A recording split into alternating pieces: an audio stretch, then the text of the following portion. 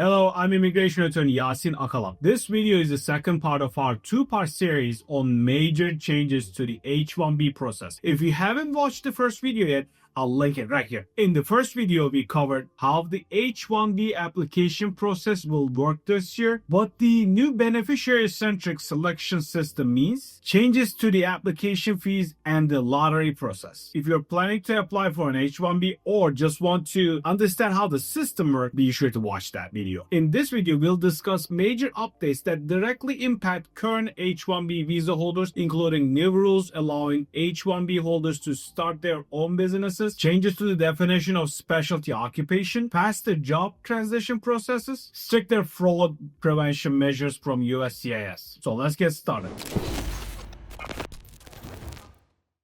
New opportunities for H-1B holders to start their own company. One of the biggest updates this year is that the H-1B holders can now apply for an H-1B visa through their own company.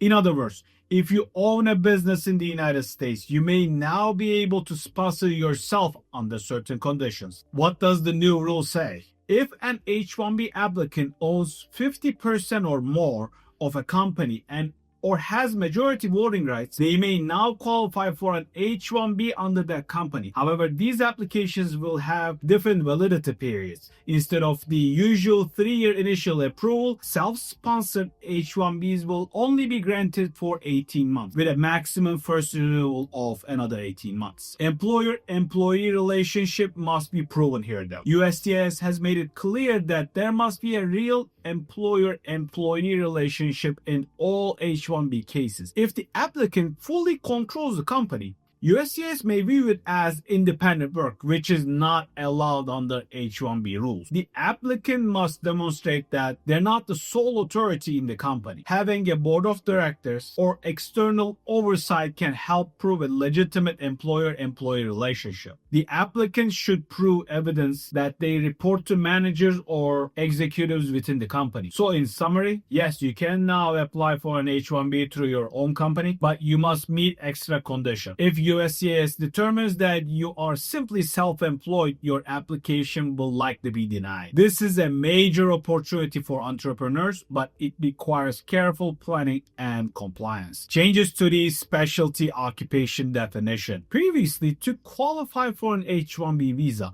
an applicant's degree field had to directly match their job title. However, with the latest changes, USCIS has added more flexibility. Now applicants can qualify even if their degree is not an exact match, as long as they can demonstrate relevant experience or additional certification. For example, before, someone with an electrical engineering degree applying for an H-1B as a software engineer might have faced denial. Now, if that person has experience in software development and holds certifications in programming, let's say, their chances of approval increase significantly. Key takeaway here, USCIS is now considering overall qualifications, not just degree titles. However, this does not mean anyone can apply for any job. The employer must still submit documentation proving the applicant is qualified for the role. This is a big win, especially for professionals in tech, finance, and consulting. New mandatory form and additional documentation. Starting January 17, 2025, USCIS will only accept the new version of Form I-129 for H-1B applications. Using an old form will result in automatic rejection. The new version requires more details on job descriptions, salaries, and employer information, more proof that the job truly qualifies as a specialty occupation. Additionally, USCIS announced that site visits audits will increase, especially for small businesses and remote work. However, these inspections are not new. USCIS has conducted employer audits for years. The difference now is that they will be more frequent and stricter. F1 to H-1B cap gap relief and work authorization. For years, F1 students transitioning to H-1B faced gaps in their legal status and work authorization due to processing delays. Now USCIS has introduced key protections to prevent status lapses. What's changing? If an F1 student applies for an H-1B visa on time and correctly correctly,